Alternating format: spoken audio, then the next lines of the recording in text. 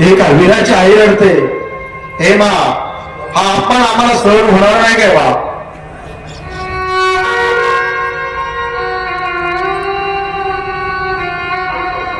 आजपर्यंत आमचं आयुष्य या भारत माते करता, या फडकणाऱ्या तिरंगा करता होतं गमा. पण आज आम्हाला फाशीची सजा सुनावली गेली. ए मा, तू येऊ नकोस काकाला. ग्रामस्थ मंडळी, फाशीचा दिवस उजाडला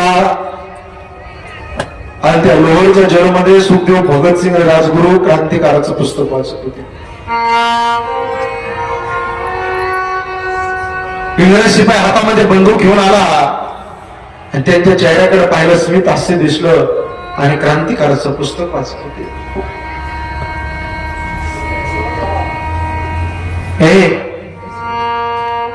अरे, ही क्रांतिकाराचं पुस्तक वाचण्याची किंवा चेहऱ्यावर स्मित हास्य करण्याची वेळ अजिबात नाहीये. तुम्हाला माहित आहे का? तुम्हाला माहित आहे का काय होणार आहे? थोड्या वेळाने तुमच्या तोंडावर असं काळं कापड टाकल्या जाणार आहे, तिघांच्या असा गोळ लावल्या जाणार आहे आणि वरती तुम्हाला असं लटकल्या जाणार आहे. असा जोर वाढला, कटकन आपल्या पाहू पाहू जा रे, हा देश माझा, याचे भान जराशे राहू द्या रे. पुऱ्याशा वेळी जरी अनेक आपुले धर्म, जरी अनेक आपुल्या जाती, तरी अभंग असू द्या, सदैव माणुसकीची नाती, सदैव माणुसकीची नाती, सदैव माणुसकीची नाती. हा देश माझा आहे, ही वृत्ती प्रत्येकाच्या जीवनामध्ये राहिली पाहिजे. नाम सप्ताह चालू आहे, आपला कीर्तन महोत्सव चालू आहे. हा परिसर स्वच्छ ठेवा. एखादा बाटल्या टाकू नका, इथं गोवा मावा गुटखा कोणी देऊन थुकू नका. कारण हा परिसर, हे मंदिराचा परिसर, हा सगळा परिसर माझा आहे. हे नेरीगाव माझं आहे, हा तालुका माझा आहे, हा जिल्हा माझा आहे, हा महाराष्ट्र माझा आहे आणि हा भारत देश माझा आहे. ही वृत्ती प्रत्येकाच्या जीवनामध्ये राहिली पाहिजे. आज इतिहासाचे पानं साक्षी देतात काका. मी टीव्ही वरती बोलून गेलो, सुखदेव भगतसिंग आणि राजगुरू यांना फासावर देण्याची सजा झाली.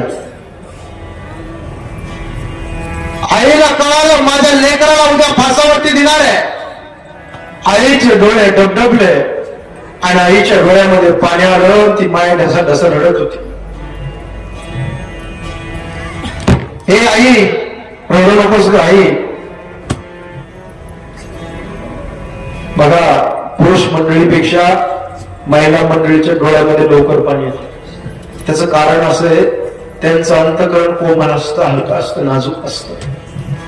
हे आई, आता ऐक ना गाई, रडू नकोस का आई. आम्हाला उद्या फासावर देणार आहे, तुला माहिती आहे, गावच्या लोकांना माहिती आहे, जग जाहीर आहे बाबा, आम्हाला उद्या फासावरती देणार आहे. पण मा ऐक ना का मा, तू येऊ नकोस उद्या. तू जर तिथं आलीस त्या लोका देखत जर येऊन ढसा ढसा रडलीस ना,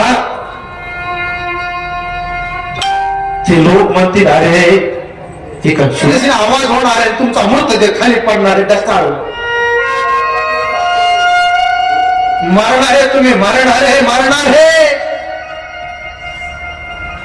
तुमचा मृतदेह खाली पडणार आहे, तुमचं पार्थिव खाली पडणार आहे. आणि आता ही क्रांतिकाराचं पुस्तक वाचण्याची वेळ नाही नका, हसण्याची वेळ नाही, ही तुम्ही मारणार आहे. त्याने उत्तर दिलेलं ऐका. बसलेले मंडळी, सर्व समाज घरी घेऊन जा हे उत्तर. ते म्हणतात, या भारत माते करता आम्ही आज मरू आणि उद्या नवीन जन्म प्राप्त करू आणि या भारत मातेची सेवा करू. पण शेवटच्या क्षणाला सुद्धा बरं का बाबा, ते मोठ्या मोठ्याने घोषणा देत होते. मोठ्या मोठ्याने काय घोषणा देत होते? भारत माता की, भारत माता की जय. त्या घोषणा कधी थांबल्या नाही. इन्क्लाब जिंदाबाद म्हणत होते, घोषणा कधी थांबल्या नाही बाबा. या भारत मातेकरता आपलं बलिदान देऊन टाकलं.